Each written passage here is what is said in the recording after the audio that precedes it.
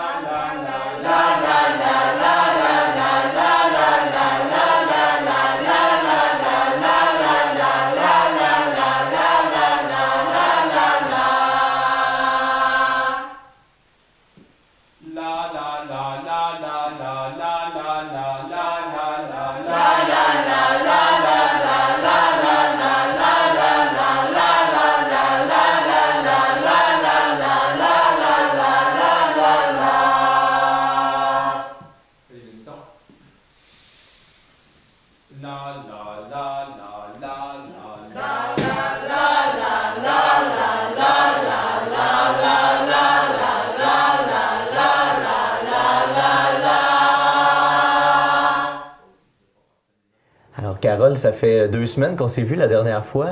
Oui. Comment ça va depuis ce temps-là avec la chorale? Ça va bien. Ça va bien? Oui. Ben, je vous ai entendu chanter la chorale ensemble. On sent qu'il y a du progrès depuis ce temps-là. Ah oui. Il y a du bon progrès. Puis, vous avez commencé les rencontres individuelles avec Serge. Oui. Comment ça va?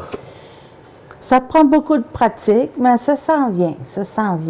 Qu'est-ce qui est le plus difficile? Qu'est-ce qui est le plus différent quand on travaille en individuel? C'est respirer, puis prendre mon temps de compter quand on compte les chansons. Là. Mm-hmm.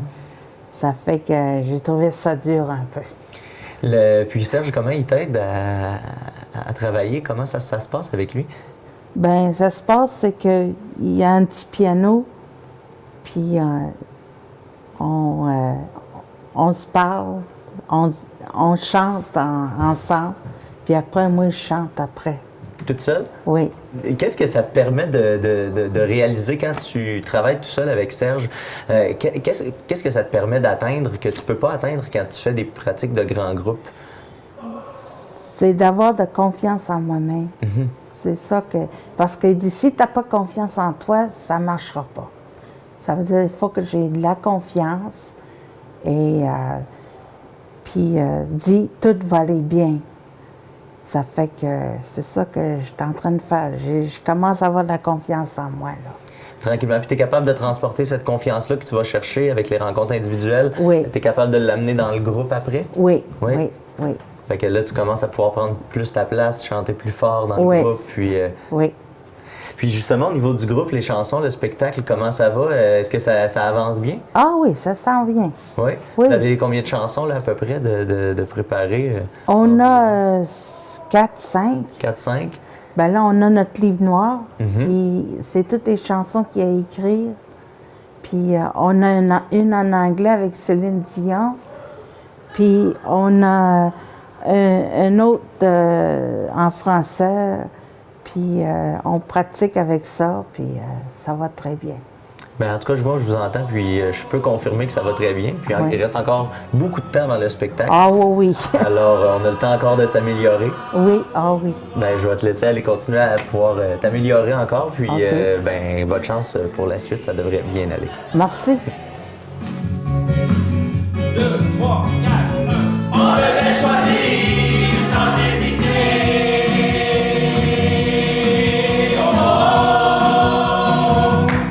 Rouge ou noir. 2. Rouge ou noir. Rouge ou noir. Rouge ou noir. Rouge ou noir. Rouge ou noir. 7. Rouge ou noir. Rouge ou noir. 9. Rouge ou noir. Comment ça se passe, les rencontres individuelles? Très bien. mais disons qu'on descend un peu plus sur terre, là. On s'entend plus. Oui, c'est ça. Parce qu'en groupe, tu peux cacher les défauts de ta voix. Mais quand tu arrives toute seule, là, tu te dis « Oh mon Dieu, non, ça, c'est vraiment pas bon, là. » Ou tu peux pas te dire, ce coup-là, je chanterai pas, ça paraîtra pas. Non, c'est ça. Tu n'as pas le choix, là. Puis c'est très dur pour nous autres de trouver sa voix. Parce que c'est pas notre métier, puis on n'a pas appris avant. Ça fait pas longtemps là, qu'on chante, là, depuis le mois de septembre. Fait que c'est plus difficile de trouver sa voix, puis là, on se questionne. Il faut apprendre à respirer, chanter fort, des notes hautes, des notes basses. C'est pas évident, c'est pas évident. Tu te dis, oh, c'est moi qui chante ça, c'est pas le fun. C'est une partie d'exploration aussi, quand tu dis de trouver sa voix, c'est intéressant ça, de réussir à chanter dans son... Moi, j'ai pas trouvé ça stressant toute seule avec lui. J'ai pas trouvé ça stressant du tout. Serge vous a mis à l'aise. Oui, puis il peut nous dire ce qu'on veut, qu'est-ce qu'on veut pas entendre, mais il peut nous le dire pareil. On le prend bien, là, tu sais, il faut qu'il explique comment on est pour pouvoir améliorer les choses. C'est ça qui n'est pas toujours évident, là, parce qu'on se pose toujours la question, bon, comment j'ai fait pour chanter comme ça? J'ai réussi la note, là, oh, pourquoi je ne l'ai pas eu? Qu'est-ce que j'ai fait de pas correct? Puis on se pose toujours des questions. Ben, comme tu dis, vous n'êtes pas des chanteurs de formation, fait que des fois on atteint quelque chose, mais on ne sait pas nécessairement par où on a passé. Qu'est-ce qu'on a atteint? Oui, c'est ça. On ne sait pas comment est-ce qu'on a fait pour faire ça, parce qu'on n'a pas l'habitude de ça. C'est ça que Serge vous apporte en rencontre individuelle beaucoup. Oui, là, on le faisait toujours en groupe. Donc, c'était toujours comme le groupe en même temps. Là, il disait à une pendant qu'on chantait plus haut, plus bas. Mais là, t'es toute seule.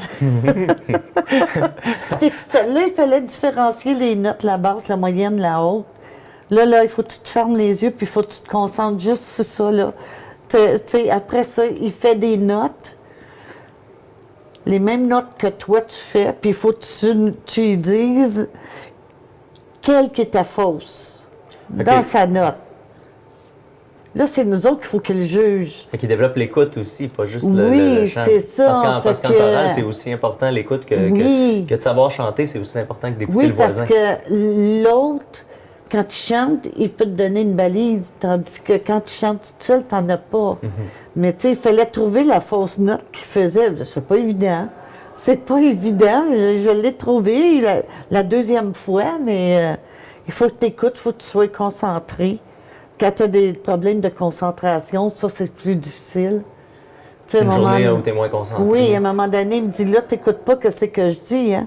J'ai dit quoi? Ben oui. Non, il dit, je pense que tu n'écoutes pas ce que je dis. La tête ailleurs un peu. J'étais partie ailleurs, oui, j'étais partie ailleurs. 1, 2, 3, 4. Tourne à gauche, tourne à droite, tourne en rond, ou en ligne droite, oui ou non.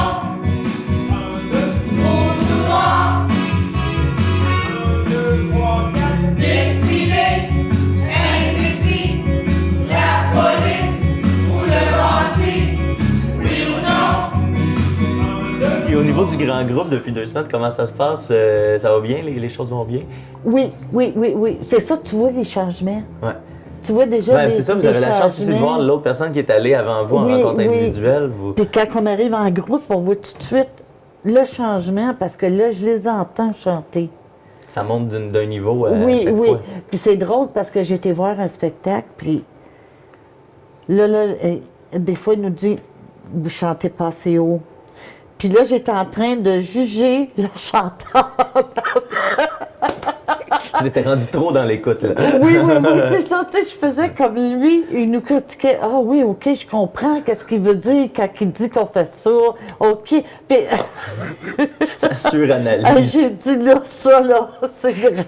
On va revenir un peu au chant, la bonne vieille chorale. L'écouter, c'est tout, là, pas l'analyser. Merci beaucoup, Danielle, encore une fois, de ton temps. On va te laisser aller retourner pour pas que le groupe te dépasse trop. Puis on va te laisser aller rattraper le groupe. Ben, merci beaucoup. Merci à toi.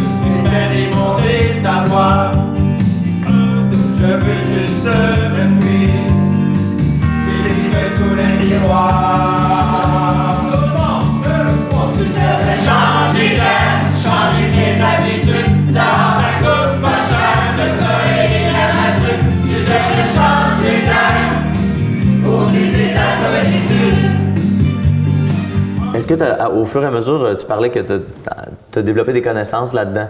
Est-ce que des fois c'est tentant de s'immiscer dans le travail un peu, dans le travail un peu... est-ce que tu as envie de t'improviser psychiatre, psychologue? Est-ce que des fois tu as l'impression de pouvoir aider un petit peu plus? Est-ce que c'est tentant de vouloir aller plus loin dans ce niveau-là?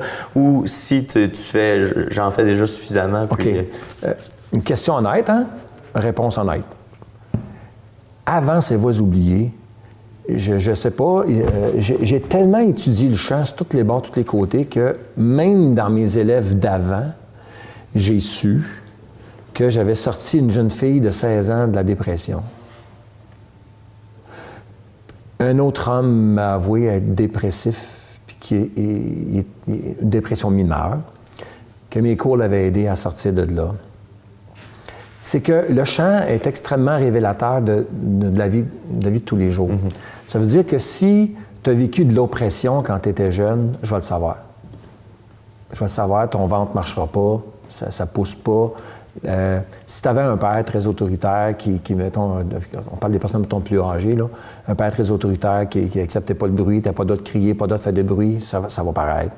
La voix sortira pas. Moi, si tu viens de te chicaner avec ton chum ou avec ta blonde, je vais le savoir, tu ne chanteras pas de la même manière. Il y a des affaires qui ressortent, mettons, les caractères un peu germaines. Mm-hmm. C'est ceux qui aiment ça. Ceux qui sont très méthodiques, toutes les affaires. Et là, j'ai enlevé mes lunettes parce que là, on ne verra peut-être pas à l'écran, là. Mais quand tu chantes là, puis que les yeux sont là, puis là, les yeux n'arrêtent pas, là, ça veut dire d'autres choses, ça. Fait que là, on a un cerveau qui est pensif. Alors, j'ai comme le chant, puis le gestuel, le langage corporel, m'a emmené à cibler. Assez souvent, je vais dire, t'as mal là. Je suis ça à la cuisse. J'étais à la bonne place, mais des fois, je tombe direct dessus. Tu sais. Et là, ça amène des pleurs. Ouais. On pleure un petit peu, ça sort. Et à la longue, quand on voit qu'au niveau du chant, on passe par-dessus, bien, je m'aperçois parce que quand les clients me disaient, écoute, ce problème-là. Tu étais conscient déjà qu'il y avait un côté très thérapeutique à la musique, oui. Même avant tout ça. Oui. Mais je garde le même. Mais j'imagine que tu ne devais pas te douter que ça pouvait être au point médical, à ce point-là, pouvoir aider les gens, ou est-ce que c'était une surprise pour toi? Un petit peu des deux. OK. Mais, tu sais, à un moment donné, on m'a posé une question un peu semblable quand on a fait le film de l'ONF, qui a été tourné en 2007-2008 sur Ces voix oubliées. J'ai dit à un moment donné, je me posais trop de questions. Tu sais, je ne savais pas comment prendre un schizophrène à comparer un bipolaire. C'est quoi la différence? Comment je vais le prendre, lui? Là, je me dis, ça ne marche plus, là. Je vais tout les prendre pareil, puis je vais faire comme s'il n'y avait rien. Mm-hmm. Fait que je ne fais pas de différence. Est-ce que ça les aide vraiment? C'est sûr qu'un passage, mettons, de quelqu'un qui est comme moi et toi, qui n'a pas de problématique santé mentale, qui vient chanter, mais qu'est-ce qui pop, qu'il va popper, mettons, un problème non réglé, bien, t'en fais ce que tu veux. Puis, tandis qu'une personne plus dans la problématique, c'est peut-être plus difficile ça, à le régler. Là. Elle a besoin d'aide, mettons, l'intervenant va arriver en ligne de compte. Il y a des personnes avec qui je vais laisser cette porte-là ouverte du langage corporel ou qu'est-ce que le chant peut me dire. Puis des fois, je la laisse ouverte, mais des fois, je la ferme. Des fois, j'en parle pas. OK. Avec certaines personnes, j'en parle pas. Ça pop, là, je l'entends, là, je le sais, gros, comme la maison. Là, que... Mais tu juges que c'est pas le temps, soit pas le temps, c'est pas ton bout. Ou la personne n'est pas prête à entendre ça. On va rester au chant, on va en rester au chant. Mais c'est juste ça se peut-tu que... Mm-hmm. Ça se peut-tu que tu as manqué d'air à la naissance ou que tu as manqué d'air un jeu, bien, le cerveau emmagasine ça, hein, puis on a des mémoires cache. Fait que, aussitôt que tu chantes trop longtemps, il veut respirer. Fait que souvent, ça va dire, ben oui, je manquais d'air à la naissance, je suis tombé en dessous d'un quai, puis je restais pris, il a fallu qu'il me réanime. Oh boy, OK, on est là. Parce que tout ça, là, c'est tout ça reste, des liens. Ça ressort dans le champ. Ouais, ça, je vais le travailler. Mais si on s'en va vers autre chose, l'oppression, des fois, ou... Des problématiques peut-être plus internes et plus complexes là, qui sont moins causées par l'extérieur. Ouais, tu sais, la peur de prendre sa place. C'est chanter, c'est quelque chose, là. Tu sais, tu sors tes tripes, puis tu fais ça fort. C'est quelque chose, chanter, là. Puis devant 500 personnes, ça va être encore pire. C'est s'affirmer haut et fort. C'est quoi ta plus grande fierté par rapport au projet Ces Voix oubliées depuis le début? Soit un moment ou soit vraiment dans sa globalité ou le fait de changer des vies? Oui, je pense que c'est ça.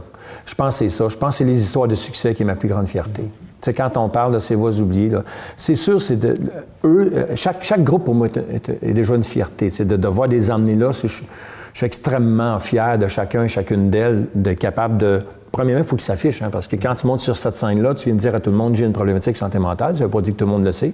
Déjà, c'est pour certains, c'est une façon de l'exprimer aussi. Il y a ça en plus. Oui. Fait que déjà là, ça pour moi, là, de prendre ce groupe-là, à chaque année, d'être capable de les emmener sur scène, c'est une fierté. Mais les histoires de succès, là, c'est ça qui...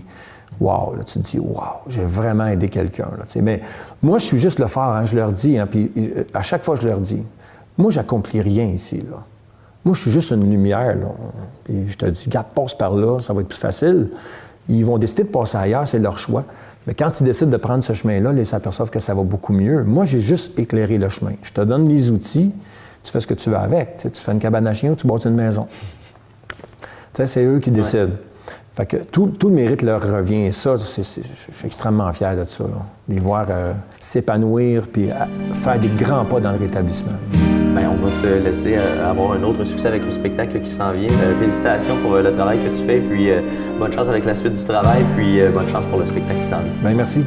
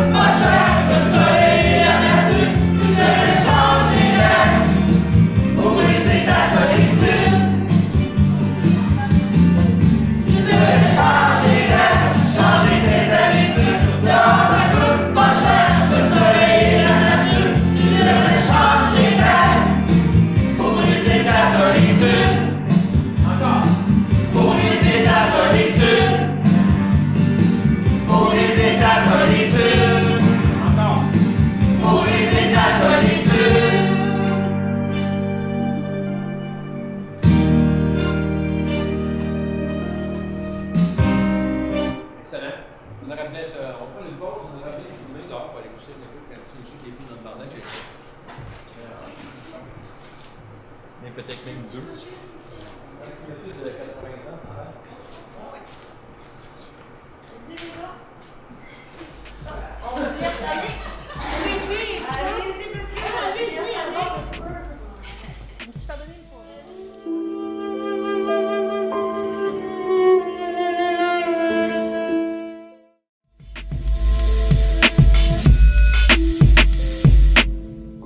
En plus de faire partie de ces voix oubliées, Carole et Daniel sont hébergés dans les logements de l'organisme Les Toits d'Émile, qui vient en aide aux personnes ayant des troubles de santé mentale et les aide à retrouver leur autonomie. En deuxième partie d'émission, vous allez en apprendre davantage sur Les Toits d'Émile avec Corinna Pal et Marie Carin, puis Daniel va nous parler de son expérience avec l'organisme. Est-ce que tu peux nous décrire rapidement un peu la mission des Toits des Mille? Où ça a commencé et puis qu'est-ce que ça a comme objectif? Ok. En effet, les Toits des Mille, c'est parti d'une idée de M. Bruchesi qui habite à Châteauguay et qui avait besoin d'une ressource, un hébergement pour quelqu'un de sa famille. Et il est allé consulter un autre organisme, la Collade, qui donne des services aux proches des personnes atteintes d'une maladie mentale, de la santé mentale. Et ils se sont rendus compte qu'il n'y a pas de ressources, c'était en 2002, il n'y avait pas de ressources de ce genre à Châteauguay. Alors ils sont allés à Montréal, l'abri en ville, qu'eux ils offrent l'hébergement. Nous on a pris leur modèle en effet. Et ils ne voulaient plus ouvrir des logements eux, mais ils voulaient montrer aux autres, donner leur expérience, partager leur expérience, comment faire. Alors, M. Bruchesi avec Mme Diane Saint-Amour, qui était la directrice de la Collade, avec d'autres personnes, se sont mobilisés. Et ils ont comblé en effet un besoin qu'il y avait dans la communauté de ce genre de ressources. Je dirais qu'on est un modèle unique dans la région. C'est des appartements dans la communauté, en cohabitation. Nous, on veut en effet, la mission de l'organisme, c'est d'offrir des logements à long terme, en bonnes conditions, à des personnes atteintes de santé mentale. Alors, notre but, c'est de les rendre plus autonomes, de les intégrer dans la société. Mais c'est un peu ça, d'où ça partit. Et est-ce que vous saviez déjà qu'il y avait une demande ou du moins un manque dans la région? Est-ce que c'est quelque chose que vous avez appris en faisant les démarches? Là, vous aviez le cas de M. Bruchesi, le premier cas que vous aviez à votre connaissance, mais est-ce que vous saviez que c'était un besoin important dans la région? Oui, ça fait quand même 13 ans que le projet a commencé, a démarré. Alors, oui, il cherchait justement de l'hébergement qui ne soit pas fourni par l'hôpital, par le système de santé. Il voulait quelque chose d'alternatif. Alors, il n'y avait pas. Et c'est sûr qu'il ne voulait pas aller à Montréal. Pas tous les services doivent être à Montréal non plus. Alors, c'est pour ça qu'ils se sont mis ensemble pour démarrer ce projet. Et si je peux faire, on peut souligner un peu l'importance de la participation des bénévoles dans ce projet parce que ça vient avec le modèle. C'est des gens de la communauté qui veulent offrir ce genre de services. Ce sont eux qui ont démarré le bateau, qui l'ont porté pour plusieurs années. Ils ont commencé avec des intervenantes à temps partiel. Ça a duré quelques années pour pouvoir avoir une intervenante à temps plein. Et ça fait seulement 2 ans et demi qu'ils ont créé le poste de coordinatrice en gestion. Alors, ils ont plusieurs années, ils ont fonctionné avec la base de bénévoles et des intervenantes. Les bénévoles sont encore très présents dans l'organisme. Ça fait partie de notre fonctionnement. Et c'est très important. Tout ce qu'ils ont fait, je te dirais, j'ai calculé, durant les 13 années, ils ont mis comme 25 000 heures de bénévolat. Mais oui, tous les papiers, toutes les interventions, toutes les activités pour les colocataires sont grosses et qui sont possibles. Si tu te mets à calculer 25 000 heures en salaire, serait impossible, ce serait impossible de survivre dans ce contexte-là. Alors, c'est vraiment l'importance des bénévoles est illustrée. C'est fou, 25 000 heures. C'est beaucoup. Est-ce que tu t'attendais à un aussi gros chiffre ou en calculant, tu voyais ça monter et tu faisais « wow ». Je voyais des années où il y avait comme 4 000 heures données par les bénévoles. Je dis, ça fait quand même, on lève notre chapeau quand même. C'est quelque chose. Et je te dirais qu'on veut garder ça parce que nous, on ne veut pas que les personnes qu'on veut aider soient en contact seulement avec des professionnels de la santé, comme on appelle. On veut vraiment qu'ils soient dans la société, qu'ils ont un réseau, qu'ils peuvent être en contact avec des personnes qui, eux, à leur tour, peuvent dire à leurs proches, regardez, ça fonctionne. Oui, ça fonctionne, c'est bien, les gens sont capables, ça leur donne un peu des ressources. Qu'est-ce que ça représente, le nom, les Toits des Mille? Pourquoi avoir choisi ce nom-là? Le toit d'Émile, parce que le toit, c'est la maison, c'est un symbole de la maison, c'est l'accueil qu'on offre aux gens, c'est la chaleur d'un foyer qu'ils peuvent avoir chez eux, c'est vraiment l'hébergement à long terme. Alors, on veut qu'ils trouvent leur place chez nous. Et d'Émile, c'est parce que Émile Nelligan, le grand poète québécois qui souffrait de schizophrénie, il n'a pas eu la chance d'avoir dans son temps, durant sa vie, ce genre de ressources. Il a passé plus que 40 ans à l'hôpital psychiatrique. Oui. Alors, c'est pour se souvenir un peu de cette poète, de tous ceux qui étaient dans sa situation aussi. Et c'est comme ça que ça a commencé. C'est comme ça. On a parlé de l'importance des bénévoles dans un organisme comme ici. Comment vous les recrutez, vos bénévoles? Comment est-ce que vous réussissez à aller chercher des gens? Des fois, c'est difficile de faire sortir le message à propos de la santé mentale. J'imagine que ça doit être difficile aussi de trouver des bénévoles un peu? Oui, parce que les gens ne savent pas à quoi s'attendre. Les gens, quand tu le dis la santé mentale, ça peut même les faire peur à certains, malheureusement. Ils n'ont pas de raison, je dois dire, mais ils ne savent pas comment se prendre, disons. Mais je crois qu'au début, c'était beaucoup les personnes qui étaient impliquées qui parlaient déjà à leurs proches, dans leur réseau. Alors, quelqu'un qui connaissait quelqu'un d'autre qui voulait s'impliquer à certains niveaux, parce qu'il y a tellement de choses. Il y a, oui, les conseils d'administration, il y a les sorties, on a un journal, il y a des choses que les bénévoles peuvent s'impliquer dans le logement aussi. On a eu plus que 100 bénévoles qui se sont impliqués, pas tous en même temps, on a une trentaine, je dirais, à chaque année. Alors, des fois, on a besoin de faire des travaux dans les appartements. Nous, comme intervenants, on est moins outillés à ça. Alors, des fois, on fait des annonces aussi. Dernièrement, on fait des annonces dans les journaux où on dit exactement qu'est-ce qu'on a besoin. Alors, les gens savent déjà à quoi s'attendre. Alors, c'est comme ça qu'on recrute un peu par les journaux et par nos proches en parlant autour de nous. Et puis les bénévoles, comment ils réagissent, quel genre d'expérience pour un bénévole ça peut être de travailler, de donner son temps au Toit d'Émile? Je vous dirais que ça enrichit leur vie mutuellement. Eux, ils enrichissent la vie de colloques et vice-versa, parce que justement, ils peuvent venir avec certains préjugés en espérant qu'ils les changent une fois. Et puis je pense que c'est pas nécessairement. Je pense que tout le monde de base, même sans le savoir, a un certain préjugé face à la maladie mentale. Je pense que tout le monde, au minimum, on a une idée préconçue, on se fait une idée ou des fois c'est parce qu'on a côtoyé quelqu'un, mais chaque cas est unique comme chaque personne est unique. Oui, alors justement. je pense que de côtoyer, ça dédramatise un peu ça. Beaucoup, oui, beaucoup.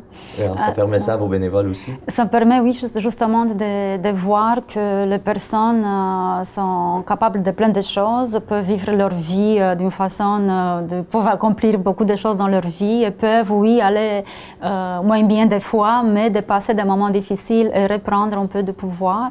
Nous, c'est ça qu'on veut beaucoup, donner du pouvoir aux personnes dans leur vie, de prendre des décisions, de retourner aux études, au travail, faire du bénévolat à leur tour aussi, ou d'intégrer divers groupes, que c'est l'équipe ou un groupe de danse ou de théâtre ou n'importe qu'est-ce qu'ils veulent faire. C'est important pour qu'ils s'intègrent dans la société, qu'ils ont une place. Et dans cette optique-là, vous avez toujours un membre des Toit d'Émile qui est sur le conseil d'administration de l'organisme. À ta connaissance, est-ce que c'est quelque chose qui fonctionnait dans l'organisme de Montréal aussi? Ou c'est quelque chose que vous avez eu l'idée de faire? Je ne peux pas te dire ça. Je n'ai pas cette information, en effet. Nous avons une place réservée pour un colocataire. Alors, les mandats sont de 2 ans. Et on demande aux colocataires qui sont intéressés de participer, de déposer leur candidature. Et c'est sur une base, ils sont élus?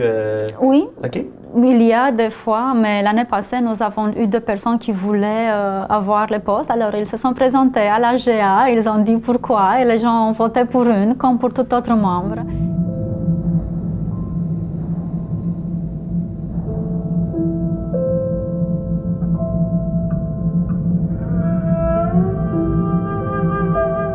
Est-ce que ça change beaucoup la façon d'intervenir, dépendant du problème qui se présente au Toit d'Émile, des gens qui ont des troubles de dépression, des gens qui ont des troubles de schizophrénie. C'est donc très varié. Est-ce que ça change ta façon d'intervenir avec chacune des personnes ou si c'est assez standard? C'est différent, mais je pense pas que c'est parce que ils ont des problèmes différents de santé mentale. Je pense que chaque être humain est différent, donc on intervient différemment. Nous, on essaye de favoriser plus les forces des personnes. On essaye de trouver qu'est-ce qui est fort chez une personne, sa force. Par exemple, on a eu un colocataire qui était très bon dans les arts, mais quand on a un problème de santé mentale, une dépression, on perd vraiment l'estime de soi-même. Donc on a vu qu'il avait ce talent-là et on a essayé de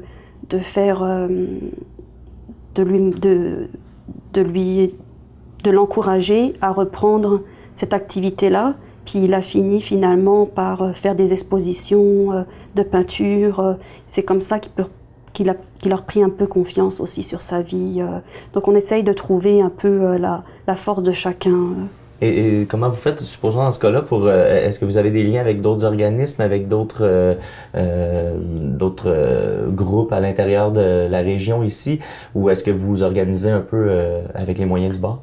On travaille, on a un bon partenariat. On travaille aussi beaucoup avec l'hôpital, les médecins de famille. Eux, c'est plus la médication. Nous, les Toits des Milles, ça va être beaucoup la cohabitation. Moi, je vais rencontrer chaque logement une fois par semaine. Donc, on s'assoit pour essayer de régler tous les problèmes de la cohabitation pour qu'ils vivent une cohabitation harmonieuse. C'est là aussi qu'ils vont pouvoir s'affirmer. On va aussi organiser des activités. Notre but, c'est de briser l'isolement. Puis, chaque personne, s'il le veut, peut travailler sur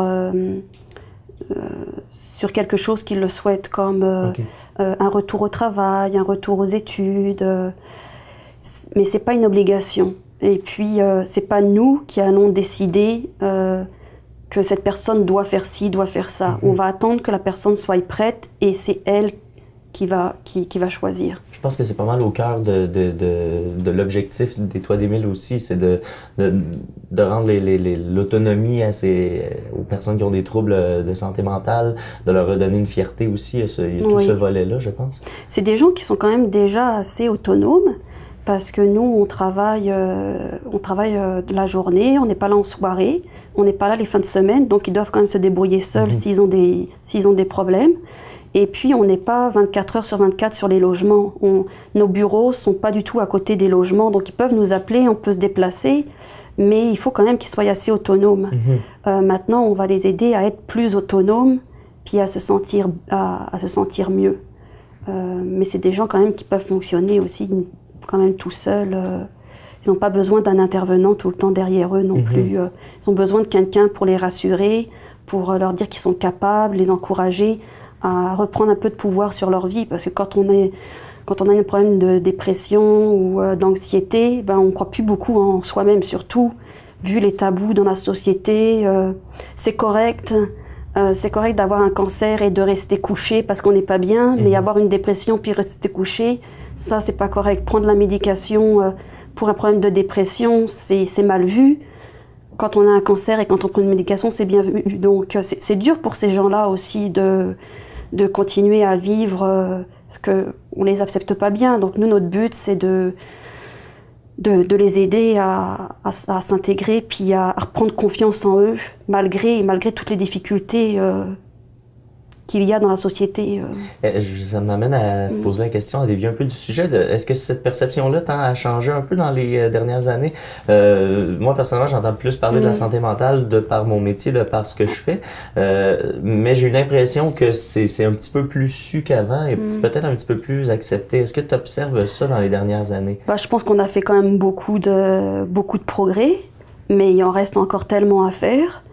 C'est sûr qu'il y a plus maintenant des personnes célèbres qui disent eux-mêmes qu'ils ont un problème de santé mentale, mais ça reste quand même, je pense que ça reste quand même très tabou, puis les gens se cachent.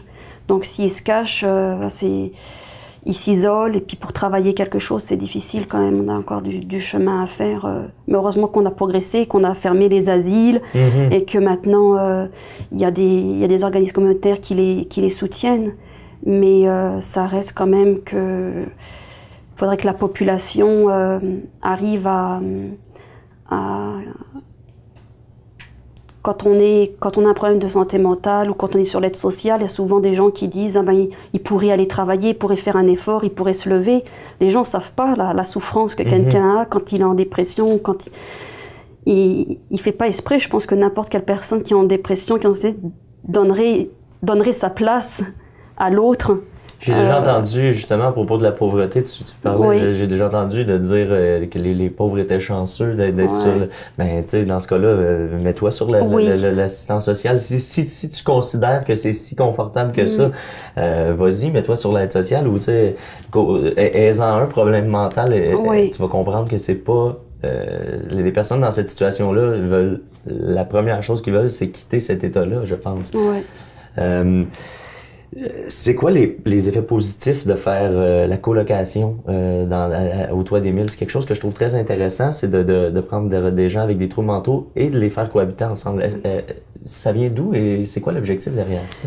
Ben, le but, c'est de briser un peu l'isolement. Ils sont pas tout seuls dans leur appartement. Ils peuvent regarder un film avec quelqu'un d'autre, manger avec quelqu'un d'autre. Il y a pas d'obligation chez nous. Il y a dans des logements où ils mangent ensemble, puis dans d'autres où ils mangent pas ensemble. Ils peuvent aussi s'entraider quand même. Moi, ça m'arrive d'avoir un appel d'un colocataire qui s'inquiète pour son colocataire parce que ça fait 2 jours qu'il reste couché. Donc il y a une certaine entraide. Il y a aussi le fait de se dire je suis pas tout seul dans cette situation-là. Puis le coût aussi, c'est sûr que vivre tout seul, c'est assez cher. Donc, Est-ce que comme dans tout bon appartement, il y a des colocations qui sont plus difficiles que d'autres? Est-ce qu'il y a des situations où des fois les gens sont incompatibles au-delà même de le trouble mental qui est en cause? Que des personnalités sont moins compatibles ou... Oui, peut-être, mais je pense que c'est comme chez nous. Des fois, c'est pas facile. On n'a pas un trouble de santé mentale. Donc, c'est sûr, quand il y a un trouble de santé mentale, ça peut un petit peu compliquer la chose.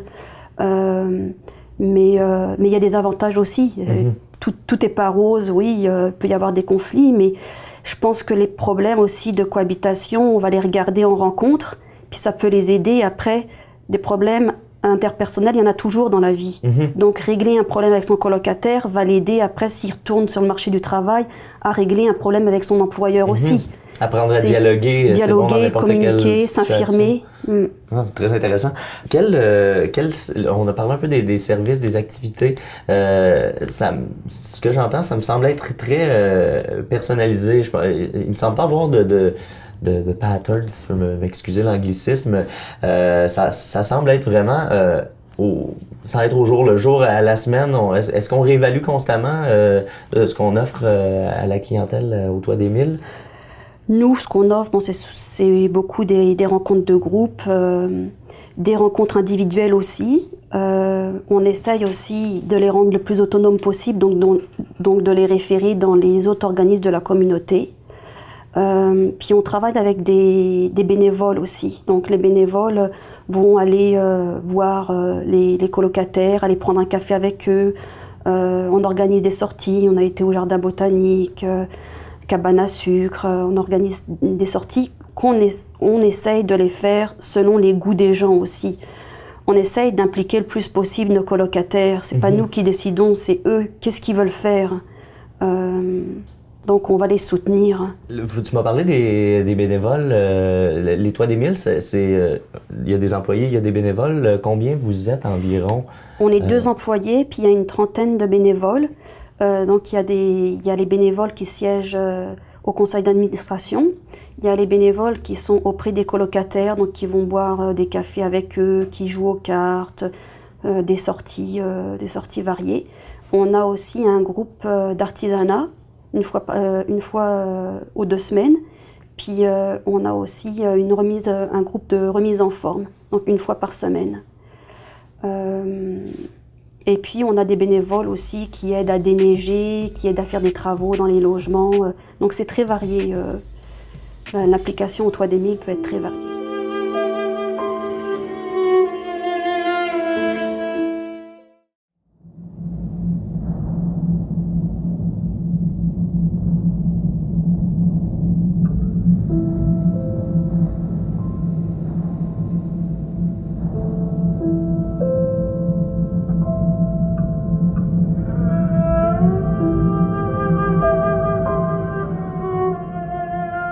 Alors, Daniel, content de te retrouver ici au locaux des Toits des Milles. Merci, moi aussi. Comment ton expérience a commencé avec les Toits des Milles? Comment est-ce que tu as entendu parler de l'organisme? Par la Maison sous les arbres. OK. Qui est? Un autre organisme en santé mentale qui est des intervenants. C'est des intervenants. C'est une maison de crise aussi en même temps. OK. Moi, j'étais dans l'urgence, donc j'ai fait appel à eux autres. Le CLSC m'a référé à eux autres. Puis c'est par eux autres que j'ai entendu les Toits des Milles. J'ai eu des problèmes, donc j'étais à l'hôpital, je suis ressortie, puis j'ai réussi à avoir une chambre tout de suite. OK. Parce que des fois, il pouvait avoir de l'attente, mais toi, tu as été chanceuse. Oui, il y avait une place de disponible, puis j'ai pu l'avoir tout de suite quand j'en avais besoin. Et est-ce que tu savais un peu les services qui étaient offerts au Toit des Milles? Oui, j'avais déjà eu une rencontre avec Corinna et Marika. Je les avais rencontrés, ça allait, j'étais pas sûre. Je connaissais pas le principe de coloc, c'est pas toujours évident. Après ça, j'ai visité le logement, puis quand j'ai visité le logement, là, je serais bien parce que celui-là, c'était un grand logement. On est bien des grandes chambres, une grande cuisine, un grand salon. On a le sous-sol, c'est bien, là. On est 3 colocs, puis on a de l'espace. C'est aéré, chacun notre coin. Mais, tu sais, c'est bien pour ça. C'est grand. Il y a des maisons qui sont plus petites, mais nous autres, c'est très grand, c'est agréable. Donc, si tu as envie d'être seule, si tu as envie d'avoir tes affaires à toi, tu es capable d'avoir un petit coin à toi. Oui. L'ordinateur est en bas au sous-sol. On a un problème, on appelle Marika tout de suite, elle arrive. Je veux dire, on est coloc, mais on n'est pas laissé à nous-mêmes. Marika est toujours là pour intervenir. On a des réunions de groupe, des réunions individuelles. Fait que, tu sais, c'est un coin qui est rassurant. Oui, c'est ça, j'allais dire, ça doit être assez rassurant. Et non plus, c'est pas contraignant, c'est pas dérangeant parce que l'intervenant est là quand vous en avez besoin et pas toujours en train de superviser. Oui, parce que apprendre à cohabiter, c'est pas facile si tu connais pas ça. C'est pas comme avec une famille. C'est pas avec ton mari, tes enfants. C'est complètement différent. C'est pas pareil. C'est 3 personnes étrangères. Une elle aime le bleu, l'autre le rose, l'autre le vert. Je veux dire, tu sais, c'est... Mais il faut choisir une couleur pour le mur. Oui, c'est ça. Tu sais, c'est vraiment... c'est pas facile, c'est une adaptation, mais en plus, ça nous permet de vivre dans un logement... à Primodique, si on veut. Ben, beaucoup moins cher qu'à Primodique, en plus. Tout est fourni, puis on a de l'argent pour notre nourriture à la fin du mois. Tu sais, t'as un stress de moins. Tu sais que t'as un toit, que tu payes pas cher, puis que t'es sûr de rester là. Et c'est un peu ça que les Toits des Milles essaient de faire, c'est d'enlever cette angoisse-là autour parce que c'est adressé à une clientèle qui a des problèmes de santé mentale. Alors, le but, j'imagine, c'est d'éliminer le plus possible tout ce qui peut être angoisse, le tout stress, ce qui peut être trouble. Mais aussi nous sortir de l'isolement. Ils nous apprennent à redevenir social avec les gens. Parce que c'est un problème, toi, que tu avais eu après ta dépression. L'isolement on en avait parlé l'autre fois. Et là, j'imagine que la décision doit être dure à prendre de passer de toute seule avec 2 nouvelles personnes qu'on ne connaît pas du tout. Oui, mais j'avais pas le choix. Parce qu'après une tentative de suicide, je voulais pas retomber encore.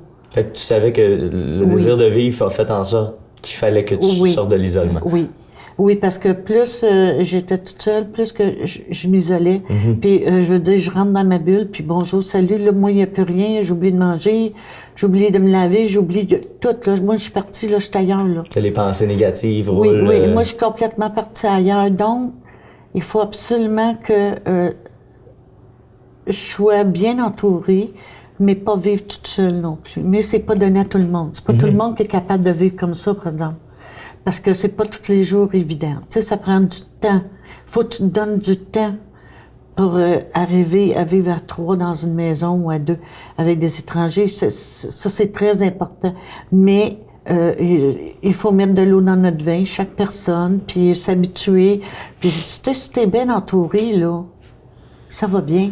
Fait que, tu sais, en étant en communauté comme ça, puis parmi les gens ordinaires, tu te sens pas jugé, t'arrives à faire les choses par toi-même. Mais c'est ça, comme je disais, ça prend du temps. Ça se fait pas du jour au lendemain. On a des hauts puis des bas. Tu vois, la semaine passée, c'était très, très, très bas. Cette semaine, ça va mieux. Tu sais, il faut travailler avec ça aussi. C'est sûr que c'est pas parfait. Mais c'est ça bien. aide énormément. Oui, parce que tu as du soutien. T'es pas pogné toute seule dans ton coin. Parce que la famille est là, mais à un moment donné, la famille ne comprend plus parce que c'est trop long. Ah, puis c'est difficile pour aussi des familles, c'est pas des gens qui sont spécialistes dans le domaine non plus. Non, puis il y a encore des tabous. Il y a de l'incompréhension beaucoup. Oui, ça fait, tu sais, il y en a qui peuvent dire, ben ça fait 4 ans qu'on t'aide, mais tu sais, tu t'en sors pas. Tu t'aides pas. C'est des tabous, c'est des choses que j'ai déjà entendues, moi, que les gens jugent. Moi, ça fait pas 4 ans, là, mais tu sais, juste le fait de dire que ma fille est plus obligée de m'acheter du manger, je peux payer ma nourriture. Comprends-tu? C'est une charge de moins pour elle, puis c'est bien moins humiliant pour moi que c'est plus normal que je nourrisse ma fille que ma fille me nourrisse moi. Alors, tu vois le progrès littéralement en disant, ben, au moins, cette étape-là, je l'ai franchie. Oui. Je réussis à être autonome de ce côté-là. Je paye mon loyer, je jette ma nourriture, je me paye de quelques sorties par mois. Tu sais, je peux faire des choses par moi-même sans jamais être obligée de me dire, ben là, il faut que j'appelle Julie, j'ai plus de margarine, j'ai plus de lait. Non, tu sais, à un moment donné, là, tu te dis, c'est trop. Puis ça t'accable encore plus, puis ça te renfonce encore plus. C'est le cercle vicieux, le fameux cercle vicieux de je me sens coupable de demander, alors je ne demande plus, alors j'ai encore plus de difficultés. Oui. Puis là, elle choque parce qu'elle s'aperçoit que tu as plus ça depuis 4 jours, puis là, elle choque. Pourquoi tu m'as pas appelé? Puis, et là, tu essaies de faire comprendre, mais ils comprennent pas, parce qu'ils sont pas rendus là, ils autres. Ils comprennent pas. Faut l'avoir vécu un peu pour comprendre le cercle vicieux que c'est, Et ça devient une logique à l'interne. Ça devient on se développe une espèce de logique un peu malsaine de dire je suis un fardeau. Mais je pense que dans ces situations-là, c'est important de se remettre à la place de l'autre personne, de se dire ben cette personne-là, c'est ma fille. Si je lui demande un coup de main parce que ça va pas bien probablement, mais c'est difficile de pas se sentir. Oui, parce que regarde, mon fils, lui, c'était le contraire. Lui, il me disait, ben c'est pas un étranger qui va te dire que t'es en dépression, c'est pas vrai, tu sais, t'es capable, t'es forte, t'es capable de t'en sortir. Il niait, lui, le côté. Oui, parce que pour lui, il m'a toujours vu m'en sortir. Mais j'essayais d'expliquer, oui, je m'en sors, mais à un moment donné, tu peux pas toujours t'en sortir. À un moment donné, là, t'es plus capable. Ça use. Tu n'as plus l'énergie pour t'en sortir, mais il comprenait pas ça parce que il m'a toujours vu forte. Fait que pour lui, là, c'était pas correct qu'un étranger me dise j'étais en dépression. Et est-ce que toi, tu t'imposais cette pression-là aussi de dire je dois être forte face à tes enfants? J'étais même pas capable. OK, c'était rendu plus loin que ça. Oui, j'étais même pas capable. À un moment donné, c'est par moi-même, j'ai été chercher de l'aide. Dans ce temps-là, je venais de partir de Montréal pour Sorel en juillet, puis mon conjoint est décédé en août. Fait que là, tu sais, c'est... Moi, là, j'ai tout déboulé, plus de job, plus rien, là, tu sais. J'ai tout déboulé. Mais à un moment donné, là, vers octobre-novembre, là, j'ai dit, wow, je mange plus, je me lave plus, je m'assis là pendant des semaines. Fait combien de temps je suis de même, là? Là, tu le sais plus. Ton gars passe de temps en temps, vient prendre le café, vient faire des commissions avec moi, mais même pour aller faire les commissions, là, tu dis, qu'est-ce que je vais acheter? Je ne mange pas, je le jette. Qu'est-ce que je vais acheter? Tu ne sais plus, là. Puis c'est dur de faire admettre ça aux enfants quand ils n'ont jamais connu ça. Ouais. Qui ne soupçonnaient pas non plus qu'ils pouvaient avoir puis ça. Pour eux autres, je ne peux pas avoir de faiblesse parce que j'ai toujours été forte. Fait que pour eux autres, c'est dur de comprendre qu'on a des faiblesses, mais il faut aussi, par nous autres, qu'on admette qu'on a le droit d'avoir des faiblesses. Je pense que c'est la première étape la plus importante. Ça donne un coup à l'orgueil. Ouais. Quand tu es bien d'orgueil, ça donne un coup au cœur puis à l'orgueil, puis tu sais, ça dérange tellement de choses de descendre aussi bas que ça que c'est pas croyable. Tu sais, tu pourrais... t'arrêteras plus d'écrire, là. Toutes les choses que ça tue, là, ça finit plus, là. Puis là, il faut que tu reprennes courage pour ça. Là, c'est l'autre ligne d'après, puis la ligne d'après, puis la ligne d'après, puis c'est pas toujours évident, là. Parce que pour atteindre la deuxième ligne, là, des fois, c'est un grand pas, mais si t'en as 15 lignes, t'es peu, là. Tu sais, ça se fait pas dans une semaine, un mois, là. Ouais, c'est ça, faut pas penser que ça va se régler du jour au lendemain. Non. Puis ce qui est difficile, c'est plus on est creux, puis moins on a envie d'aller en parler, moins on a envie de voir les gens parce qu'on se sent pas prêt, ou justement la notion de « Ah, je suis un fardeau pour quelqu'un » est encore plus grande. Plus on se sent mal, plus on a l'impression d'être un fardeau pour les gens. Mais à un moment donné, si tu te rends compte, par contre, c'est bénéfique parce que tu réalises que tu es malade. Ça a été quoi le déclic pour toi? Est-ce qu'il y a eu un moment, est-ce que tu pourrais identifier un moment qui a fait en sorte... Je me souviens que j'étais sur le divan, comme d'habitude, rien à faire, rien à foutre. Je savais plus, là, tu sais, quel jour on était, les fêtes s'en venaient, mais moi, là, je savais pas que les fêtes s'en venaient, là, tu sais, j'étais vraiment... Puis là, je me suis levée, j'ai dit, mon Dieu, je sens mauvais, mon Dieu, j'ai dit, je mange plus, je me lave plus. Qu'est-ce qui se passe? J'ai dit, là, faut que j'aille chercher de l'aide, là. Tu sais, tu te lèves un matin, tu te dis, c'est pas normal, là. C'est pas normal. Fait que là, j'ai appelé, la personne a été bien fine, elle avait fini de travailler, puis elle m'a dit, je vous attends tout de suite. Puis elle était contente que j'aie fait le pas, moi aussi, puis ça n'a pas été long dans la même semaine. J'ai quelqu'un qui est venu tout de suite à la maison, il se déplaçait pour moi, il était prêt à venir avec moi partout pour m'aider à m'en sortir, voir les médecins, tout. Quand je suis partie de là-bas, je suis arrivée ici, ça a été la même chose. On m'a pris la main, comme un enfant. J'étais un enfant, on m'a pris la main, puis on m'a aidé à aller d'une place à l'autre en me tenant par la main. Puis je pense que c'est ça qui me fait réaliser le plus que c'est pas humiliant de se faire aider, mais ça peut être bénéfique par contre. Mais c'est pas toujours évident à accepter.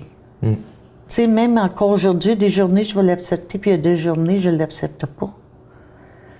Des fois, c'est encore difficile de... Oui, je suis fragile, certain. Tu sais, la semaine passée, j'étais dans un down épouvantable, là.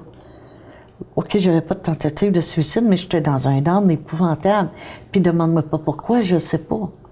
Puis je sais pas qu'est-ce qui a déclenché ça, je sais pas. J'étais dans un down épouvantable. Sans se lever un matin comme ça marchait pas. Oui. J'étais complètement... vidée, là, j'étais complètement, je me disais non, ça ne marche pas, là, là, j'étais dans ma bulle, là, puis, tu sais, tu manges plus, tu te lèves plus, là, des coups, tu te lèves, ça fait combien de temps? Qu'est-ce qui s'est passé? Ça? Oui, qu'est-ce qui s'est passé? Tu sais pas.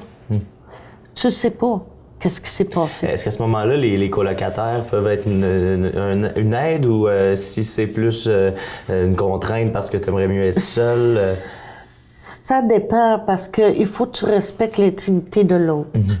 Donc, tu t'impliques pas là-dedans parce que c'est de respecter l'intimité de l'autre.